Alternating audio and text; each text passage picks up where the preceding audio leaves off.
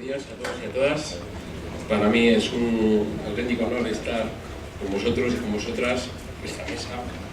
Lógicamente, además entre tanto amigo y tanto amiga. Hoy finalizamos esto. La lucha continúa.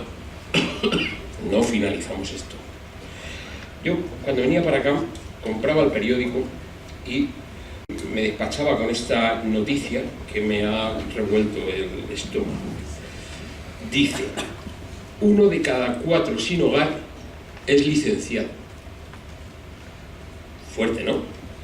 El 52% de las personas sin techo en la ciudad de Madrid llevan 2 años o más en esa situación y un 24% tiene estudios universitarios o superiores, según se desprende de los datos del 6º recuento de personas sin hogar de la ciudad de Madrid. Esto es lo que podemos llamar la eficiencia del mercado en materia de la asignación de recursos, por decirlo en términos económicos. Simplemente lo dejo para abrir boca. A mí me encanta esto de jóvenes por una ciudadanía global y hablar de la ciudadanía global. Solo una objeción, Victorino, que quizás yo a la próxima habría puesto ciudadanía democrática global. Que me dirás, es una tautología, pero se está golpeando de tal manera a la democracia y a los valores democráticos, tal y como lo ha expresado, y yo suscribo todas sus palabras, que es que tenemos que levantar, tenemos que hacer bandera, porque el retroceso es espectacular. Vamos a pensar un poco. De hecho, en su intervención, Victorino mencionaba la importancia de la defensa de la educación para la ciudadanía, la importancia de los tratados internacionales, de los convenios y del momento histórico donde esto se produce. Después de la Segunda Guerra Mundial ha habido un holocausto, por cierto, un dato que será noticia en el futuro, ha empezado a salir en Alemania, y es que varios investigadores, después de la desclasificación de archivos en Alemania, que se ha hecho, que ha afectado a unos archivos que tenía Cruz Roja, de miles y miles y miles de metros cuadrados, donde habían recogido datos de los fallecidos en el holocausto, se eleva la cifra de 11 millones, que eran los reconocidos, y millones de judíos, 5 millones entre síndrome de Down, homosexuales, etcétera, opositores políticos, etcétera. Se eleva la cifra de 11 millones a 28 millones. Bueno, tenemos investigadores españoles que están detrás de la clarificación del asunto, ya nos pondrán al día de las dimensiones concretas y estudiadas de la tragedia. Pero vamos, a mí no me extraña nada, porque esta gente son muy metódicos y registraban todo, y como registraban todo, pues tienen un registro de todos los que mataron, ¿no? Claro, eso da pie a una reacción donde en 1948 se apuesta por la Declaración Universal de Derechos Humanos. Difícilmente esa Declaración Universal podría ser aprobada en estos momentos, con el nivel de regresión que hay. Y existe una dinámica ascendente de conquistas, conquistas, conquistas, hasta 1989. Cae el muro. ¿Y qué pasa? Pues que entramos en un proceso donde se invierte esa dinámica y vemos cómo a los valores democráticos se les ataca desde 3 vectores. Hay un vector, digamos, integrista, fundamentalista, no estoy hablando solo del Islam, sino integrista, fundamentalista, y hay todos, de carácter religioso, que golpea claramente el estadio alcanzado por los valores democráticos en ese 1948. Después hay otro vector de carácter totalitario, nacionalista, excluyente, donde aparecen todos los ultranacionalismos excluyentes, especialmente el neofascismo, el neonazismo, con todas sus expresiones racistas, xenófobas y de intolerancia criminal. Y luego hay un tercer vector desde dentro del propio sistema, que es el ultraliberalismo, con su negación del Estado y a su vez la entrega del mundo al dominio de las oligarquías financieras. Lo estamos viviendo ahora mismo con los desmantelamientos del Estado del Bienestar y con la realidad que están viviendo sobre todo los países del sur de Europa. Entonces, el mundo que nos encontramos en 1989, según la UNESCO, es un mundo muy diverso, como siempre ha sido. Pero bueno, simplemente por tener esta foto de la diversidad. 300 estados independientes, 5.000 grupos étnicos, 6.500 lenguas, 8.000 dialectos, más de 2.000 culturas diferenciadas, más de 10.000 sociedades, centenares de identidades religiosas, y aquí se plantea, y en la actualidad 7.000 millones de personas, y aquí se plantea el tema de cómo organizar el mundo. Entonces hay, a mi juicio, dos dinámicas, dos respuestas. Una del ser humano, que sería congruente con lo que antes ha expuesto Victorino, parte de la persona, parte de los valores fundamentales que deben de ser la piedra angular de una democracia que va más allá del hecho formal, es una democracia sustantiva, participativa, humanizadora. Y el otro interés, que a veces no se personaliza, no se concreta, pero es el interés del poder y de la riqueza, que si vemos sus efectos. ¿Quién organiza entonces el mundo? A la vista del papel de la ONU, de los parlamentos regionales, pues no parece que se responda al interés social democrático. Si la contestación se sitúa fuera de la razón y nos dicen, bueno, pues lo organizará el más allá, pues entonces habría que decirle al más allá que ha perdido su sentido de la justicia social por todo lo que estamos viendo, ¿no? Así que yo creo que simplemente con recordar un dato, porque muchas veces damos tantos datos que perdemos la perspectiva, pero simplemente recordando el dato de que 100.000 personas mueren al día por hambre, y cada 5 segundos, pensar y tengamos empatía, muere un niño menor de 10 años por falta de alimento, con eso podemos decir que si es el más allá, o es quien sea, la crueldad y la criminalidad están encima de la mesa. Hay gente que no tiene ningún tipo de desparpajo al respecto. Por ejemplo, el Warren Buffett, el tercer sujeto más poderoso de la Tierra, que él se distancia de otros que también tienen lo suyo, como Rockefeller o los Rothschild, y él dice que, bueno, pues que hay que pagar un poquito más de impuestos, hay que pagar un poquito, se lo pide a Obama, hay que pagar un poquito más de impuestos porque hay muchas cosas que atender, entre otras cosas las guerras que antes mencionaba Victorino. Pero en su desparpajo no tiene duda a expresar en un medio de comunicación recientemente que vivimos una guerra entre los ricos y los pobres, y por ahora ganan los míos, dice Warren Buffett, que son los suyos, los pobres.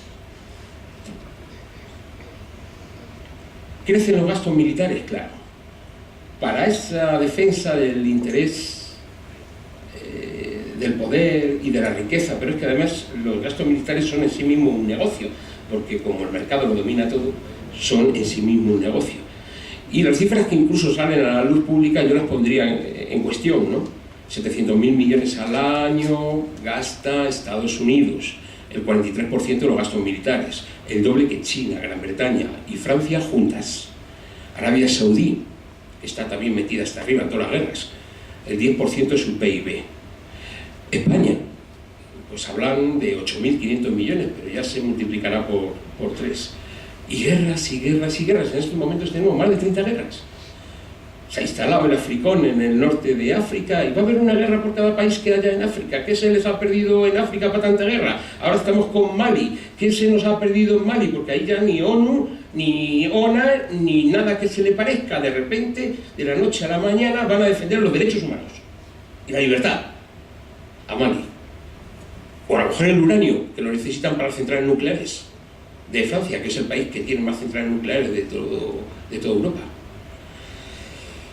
Claro, uno cuando ve ese panorama, pues está viendo esa globalización neoliberal que denunciamos y que criticamos. Y yo lo primero que se me ocurre es, mira, ellos ya piensan globalmente, por eso organizan las guerras y se distribuyen el mundo, y tienes una oligarquía financiera de carácter occidental, que antes he mencionado a alguno de sus sujetos, luchando con otra oligarquía financiera de carácter estatista como es la China, o luchando contra otra rusa, etc. Entonces ahí hay un potaje a nivel mundial donde el ciudadano y la ciudadana de a pie, pues lo único que ve es que cada vez lo está pasando peor y de repente, bueno, montan guerras con intervenciones humanitarias y vivimos además una crisis de proyecto que no sabemos a dónde vamos. Decía mi abuela que el que no sabe dónde viene y no sabe dónde va, no sabe dónde está. Entonces lo primero que tenemos que hacer es saber de dónde venimos. Venimos de una trayectoria de lucha que a lo mejor no empieza ni siquiera el siglo pasado. Hay que remontarnos a Espartaco, pero no viene mal recordarlo. ¿Y a dónde vamos? Pues a lo mejor este tipo de proyectos nos aclaran hacia dónde tenemos que ir, a esa ciudadanía democrática global, que no tanto como una construcción ideológica, pero sí mucho como un conjunto de valores orientadores, nos deben de situarnos en una perspectiva de acción, de intervención, que dé sentido a dónde estamos y a qué hacemos con nuestra vida. Necesitamos pensamiento crítico. Yo creo que en esto coincidimos todos. ¿Pero cómo se adquiere esto del pensamiento crítico?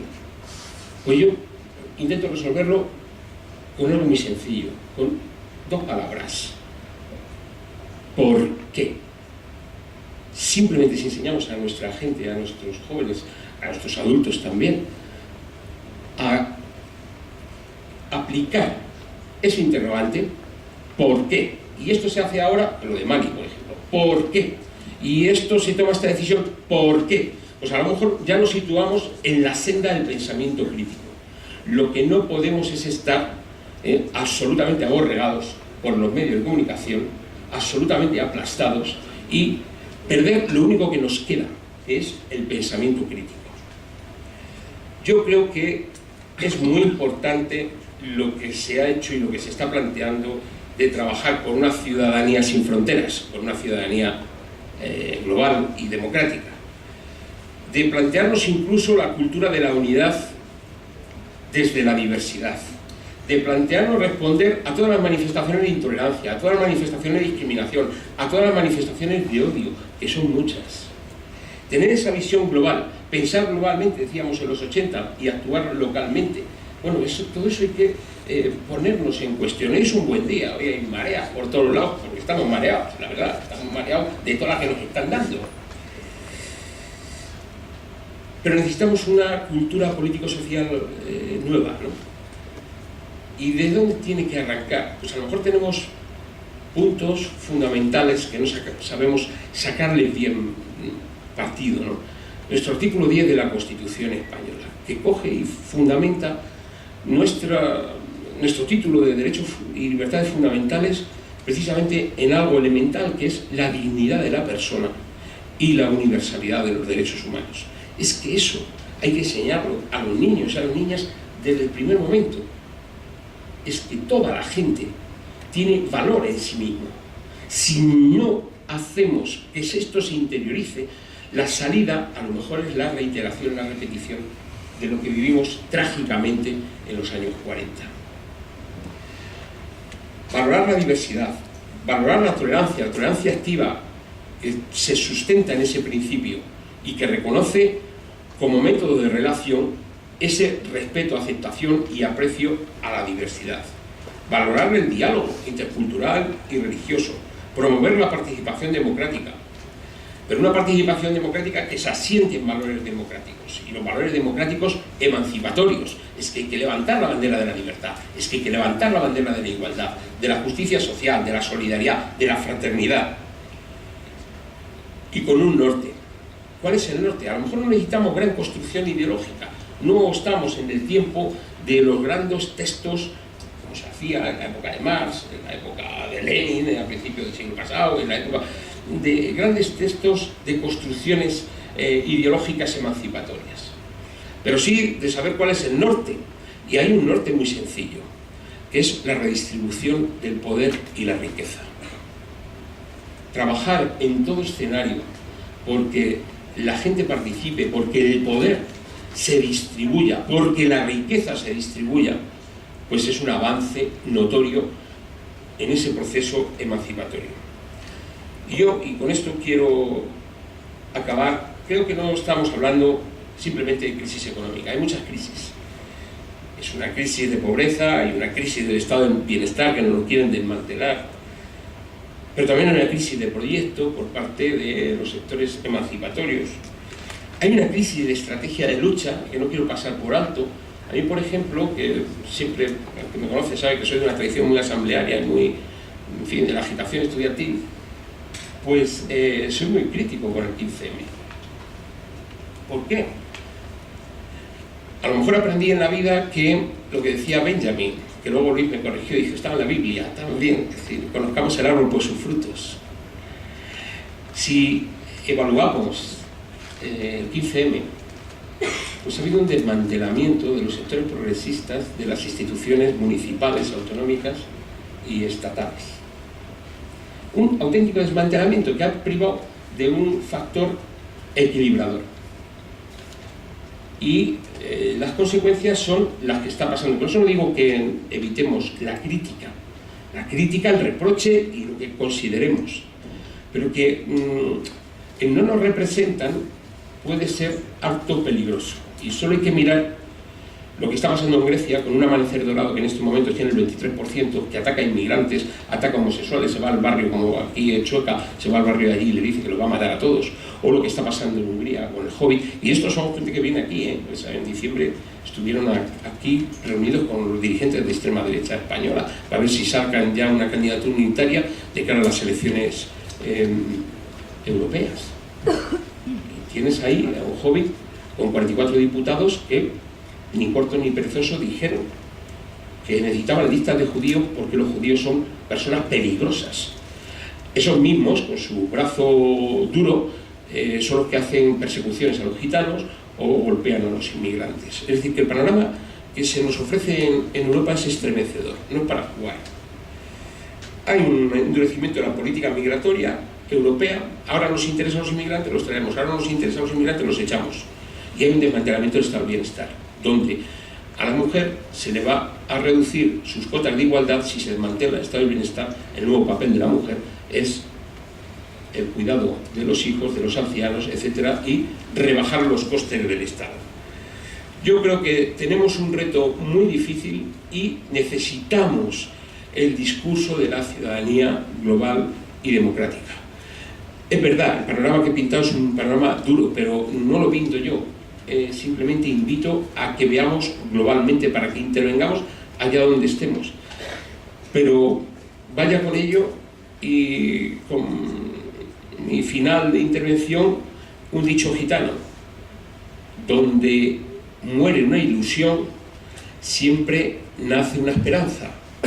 Así que yo creo que estamos en la esperanza de luchar por la ciudadanía global y democrática, y no solo con los jóvenes, sino los jóvenes, los mayores y los ancianos. Todos, como dijo una señora ayer a la que reconocí en Sevilla, Virtudes se llamaba, que fue víctima del asesinato de su familia por un grupo fascista en 1936, que le mataron a sus padres, a sus abuelos, a sus hermanos. Ella, la señora con 80 y tantos años, se dirigió al público y dijo: hijos míos, hijas mías, a la lucha, porque esto si no nos quitan todo. Pues eso, la lucha continúa.